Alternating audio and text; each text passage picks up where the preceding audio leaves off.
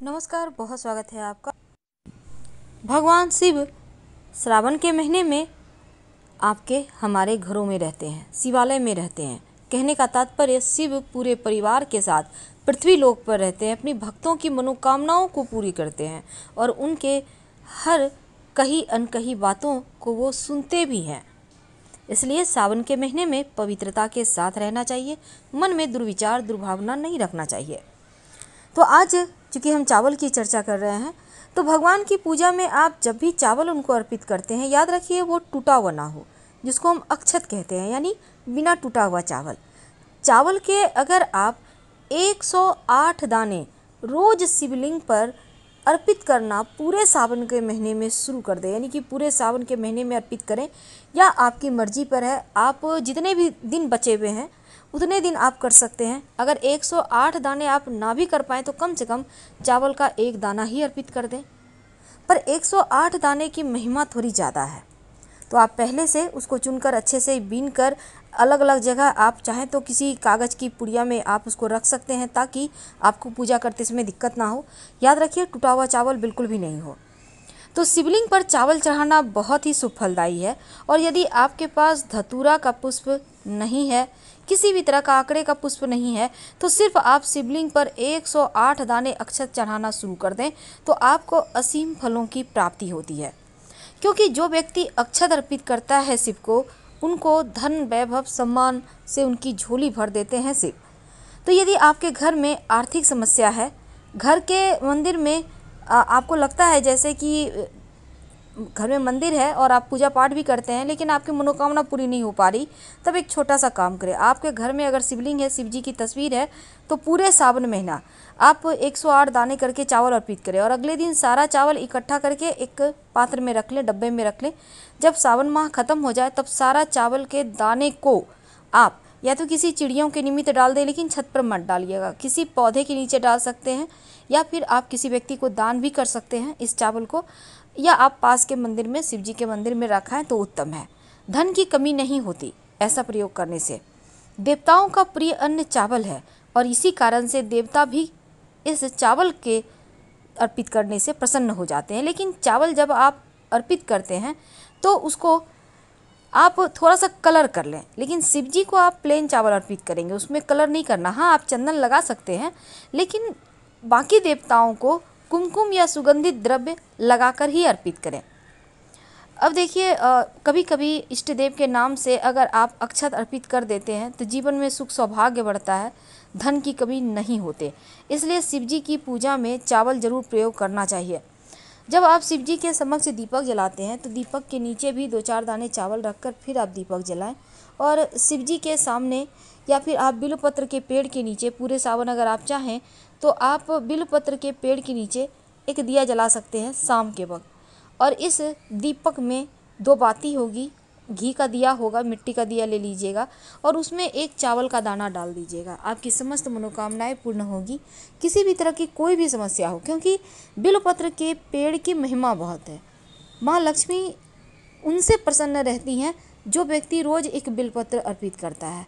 शिव जी को अगर एक बिल्वपत्र अर्पित किया जाए तो आपके जीवन के हर कष्ट ही मिट जाते हैं। लेकिन वहीं अगर आप चावल बिल्वपत्र के पेड़ के नीचे दीपक में डालकर जलाना शुरू कर दें तो आपके जीवन में कोई समस्या आपको कभी परेशान करेगी ही नहीं। तो श्रावण के महीने में शिव जी को प्रसन्न करने के लिए बहुत सारे प्रयोग किए जाते हैं, उसमें से एक है रुद्राक्ष। जरूर अर्पित करना चाहिए शिवलिंग पर। वैसे इस श्रावण के महीने में अगर आप पार्थिव शिवलिंग बनाकर फिर उसकी पूजा करते हैं और पूजा करने के बाद उनको जल में विसर्जित कर देते हैं, तो यकीन मानिए सारे मनोरथ पूरे हो जाते हैं। पार्थिव शिवलिंग का सबसे ज़्यादा महत्व है इनकी पूजा करने का। तो श्रावण के महीने में आप एक और प्रयोग कर सकते हैं, आक, जिसको हम मदार कहते हैं।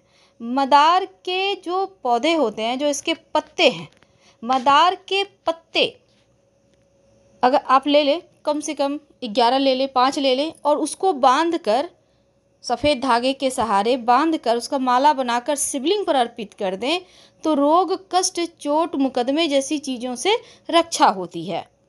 तो आक का पौधा का पत्ता जो है, आग का पुष्प और पौधा का जो पत्ता है, इससे शत्रुओं का भी शमन होता है। इसके बाद एक और महाप्रयोग है। शिव जी को जब आप जल अर्पित कीजिएगा तो सबसे पहले सादा जल अर्पित करेंगे, फिर गंगा जल अर्पित कीजिएगा और उसके बाद दूध अर्पित कीजिएगा। इस विधि से अगर पूजा करते हैं तो कभी भी घर में लक्ष्मी की कमी नहीं होगी, श्री विहीन नहीं होंगे आप, यानी घर में लक्ष्मी बरसेगी। श्रावण सोमवार के दिन या फिर मंगलवार के दिन, जिस दिन की मंगला गौरी व्रत किया जाता है, उस दिन भी आप चाहें तो, या सोमवार के दिन माँ पार्वती को, जब आप शिव जी की पूजा करेंगे उसके बाद माँ पार्वती को हरी चूड़ियाँ अर्पित कीजिएगा। बाद में प्रसाद स्वरूप उसको आप ग्रहण कर सकते हैं। दूसरा उपाय एक और होता है हरी चूड़ी का, बिल्वपत्र का वृक्ष। बिल्वपत्र का पेड़ तो आपको पता होगा। बिल्वपत्र के पेड़ के तने जो डाल होते हैं उसमें अगर हरी चूड़ियाँ बांध दें हरे धागा के सहारे, तो आपके जो जीवन साथी हैं, पति हैं, उनके किसी भी तरह का उनके ऊपर कोई भी विपदा नहीं आएगी, सारी विपदाएं टल जाएगी। बिल्वपत्र के वृक्ष में लक्ष्मी माँ का भी वास होता है, ब्रह्मा विष्णु महेश का वास होता है, और बिल्वपत्र का वृक्ष माना जाता है माँ लक्ष्मी को अति प्रिय है। तो शिव जी को तो प्रिय है ही, और श्रावण माह के किसी भी सोमवार को याद रखिए, शाम के समय बिल्वपत्र के पेड़ के नीचे एक दिया जरूर जलाइएगा। मिट्टी का दिया ले लीजिए, उसमें घी होगा, 2 बाती होगी, याद रखिए 2 बाती, और दोनों ही बाती जलेगी। लेकिन दीपक में जब आप घी डालेंगे 1 चावल का दाना डाल दीजिएगा और फिर दिया जलाइएगा। तमाम जो लक्ष्मी, धन, नौकरी, व्यवसाय की समस्या है वो समाप्त होगी, धन बरसेगा, धन आता चला जाएगा। यहाँ तक कि जादू टोना टोटके सभी समस्याएं समाप्त हो जाती है इस महाप्रयोग से। तकलीफ़ें, खुशियाँ, ये सभी चीज़ आती जाती रहती हैं। और जब दुखों से छुटकारा पाने के हम तरह तरह के उपाय भी करते हैं। ऐसे में हम आपको आज एक ऐसा मंत्र बताएंगे, क्योंकि सावन का महीना चल रहा है, सोमवार का दिन है और नागपंचमी, ढेर सारे शुभ संयोग बन रहे हैं, और भगवान शिव का सबसे प्रिय महीना सावन, सबसे प्रिय दिन सोमवार, और नागपंचमी जो साक्षात शिव जी के गले का हार है। इतने अद्भुत संयोग बने हुए हैं। तो चलिए हम आपको आपके जीवन की तमाम परेशानियों से छुटकारा पाने के लिए कुछ ऐसे मंत्र बताएंगे जो आप अपनी सुविधा के अनुसार रात में सोने के पहले आप जप कर सकते हैं। क्योंकि हमने कहा नागपंचमी है और माता लक्ष्मी धन की देवी हैं, और इनके धन के रक्षक जो है वो सर्प है। तो ये सर्प और धन की देवी लक्ष्मी, नागदेव, राहु केतु, शिव जी, सबकी कृपा एक ही दिन आपको मिल जाएगी। ऐसे में यदि आप मंत्र को विश्वास के साथ जप करते हैं तो फिर सभी परेशानियां भी खत्म होंगी और माँ लक्ष्मी की विशेष कृपा भी आपको मिलेगी। और वो मंत्र है ओम नमो भगवते वासुदेवाय नमः, ओम शंकराय नमः, ओम नारायणाय नमः। इस मंत्र को रात के समय यानी कि आज सोमवार के दिन आप कम से कम 3 बार बोलिए, और माँ लक्ष्मी से, शिव जी से, नागदेव से प्रार्थना कीजिए कि प्रभु हमारे जीवन में जो परेशानियां हैं उसका अंत करें और जीवन में ढेर सारी खुशियां दें, आनंद दें, ताकि इस पृथ्वी लोक पे सुख से रह सकें। अगर मान लेते हैं आपके ऊपर कर्ज हो गया है, तब क्या करेंगे? तब रात में सोने के पहले ओम ह्रीं ह्रीं नमः शिवाय, ओम ह्रीं ह्रीं नमः शिवाय, इस मंत्र का जप कीजिएगा।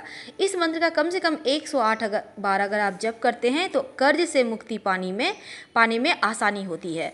अब मान लेते हैं आप पति पत्नी में बनती नहीं है, झगड़े लड़ाइयाँ बहुत होती हैं, तब आप रात में आज सोने के पहले ओम पार्वती पतये नमः, ओम पार्वती पतये नमः, इस मंत्र का जप 108 बार कीजिएगा। अगर मान लेते हैं आपको हर कोई बहुत बुरा बोलता है, बहुत बुरा ठहरा देता है, आपको कोई वैल्यू नहीं लगाता है, जीवन में आप अकेले पड़ गए हैं, तब आप नमो नीलकंठाय, नमो नीलकंठाय, इस मंत्र का जप करें। ऐसा करने से जीवन में आपको मान सम्मान भी मिलेगा और किसी की बातें आपको चुभेगी भी नहीं। तो आप अपने मन के मुताबिक, अपने जो आपको इच्छा है उसी अनुसार मंत्र जपें, और जब कुछ समझ में न आए तब नमः शिवाय का जप करें। क्योंकि शिव जी तो भोले भाले हैं, थोड़े से ही प्रसन्न हो जाते हैं।